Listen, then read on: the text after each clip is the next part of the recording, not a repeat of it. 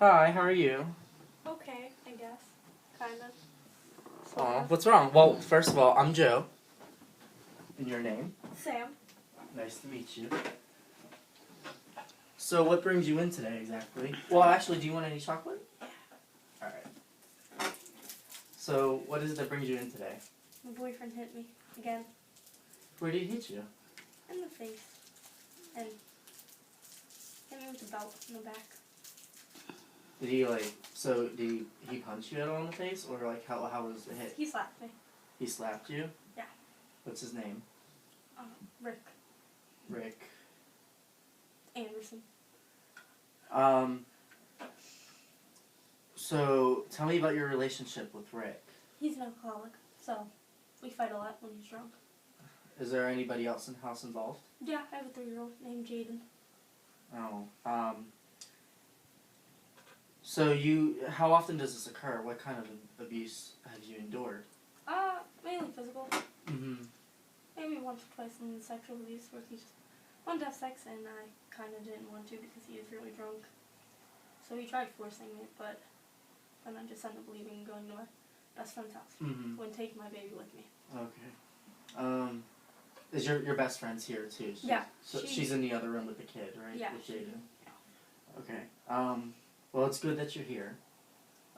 That's exactly why I have my chocolates. It like relaxes my clients in these types of situations.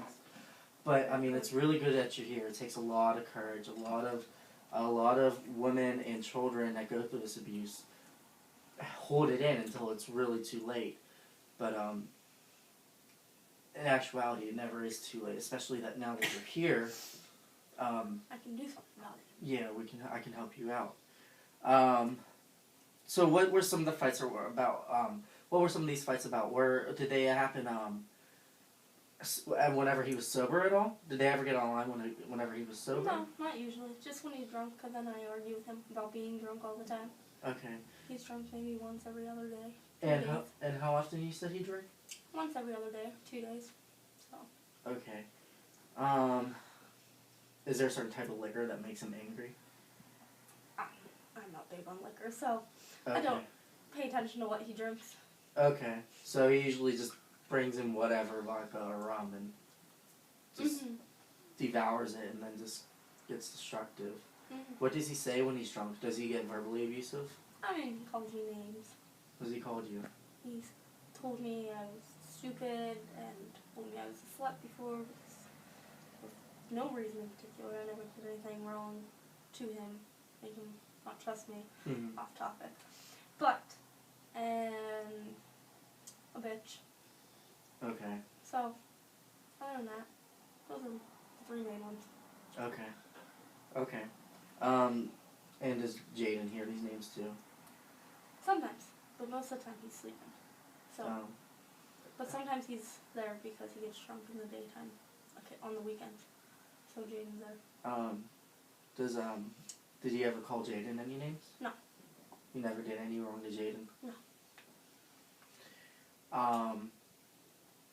How does Jaden cope? Is he aware of the situation?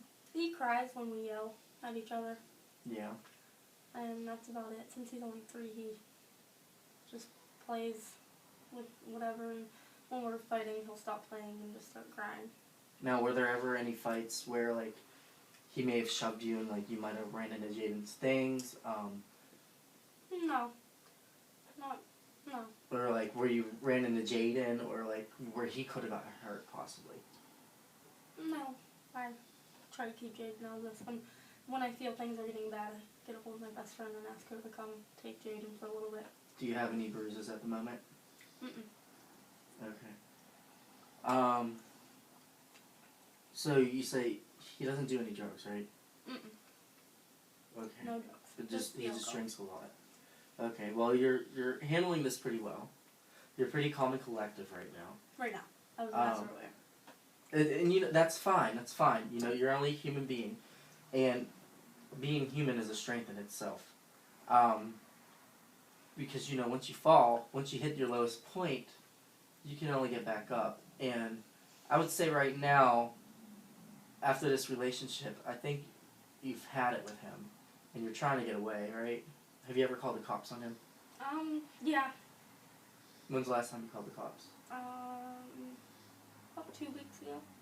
What He was really drunk and pushed me, and I almost fell down the steps. And then he hit me, like, punching me in the face. Mm-hmm. So, Jaden was sleeping. Mm-hmm. It was late at night. So, I called the cops, and they took him for the night, but that was it.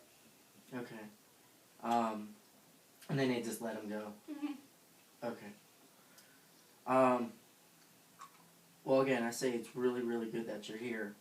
And you know, you've gathered yourself, you know, to where you're calm and collective, and now you brought yourself here.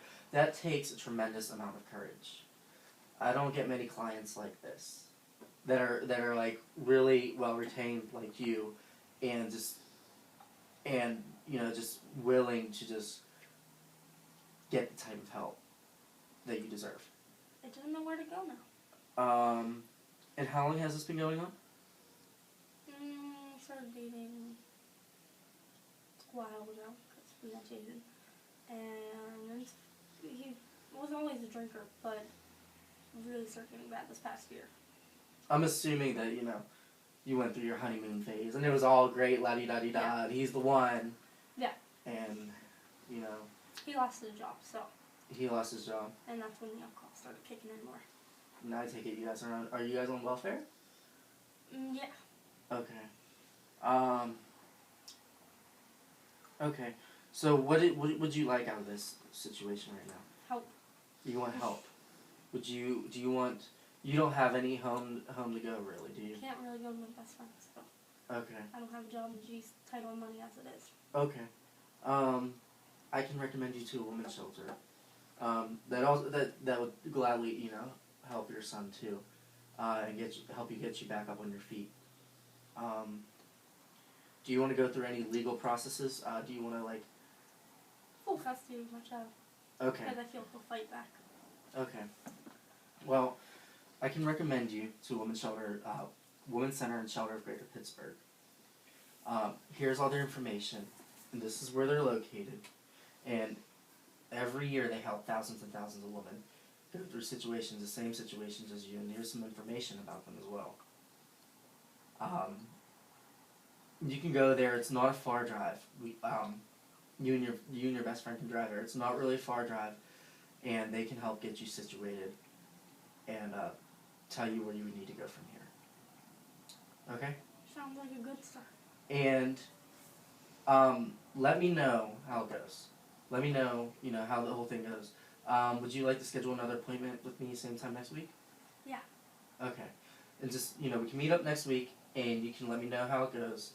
I understand this is an emergency situation. You know, you're scared, you're terrified. I can empathize with you. I understand. But just let me know how it goes, and I'll keep in touch with you next week. Sound good? Mm-hmm. Okay. Let me know if you need anything, all right? Okay. My name's Joseph Onstott. This is my younger sister, Sam Onstott. And I applied, this is the open statement interview, where there was an emergency situation where her boyfriend beat her, and I was to apply the strengths perspective, and the empowerment perspective. And I showed her that's how much courage it takes for her to just come here and just admit to all the abuse that goes on, whether it's physical abuse, verbal abuse, or sexual abuse. And she opened up to me about it. And I also showed her how strong she was for letting out her emotions, but then coming to a public place like this and being strong, calm, and collective and retaining herself. I also asked some open-ended questions to, you know, get more information about her relationship with Rick, to see if the child was in danger, and I gave her advice and to like help her go through and pursue this women's shelter and to check it out. And that's it.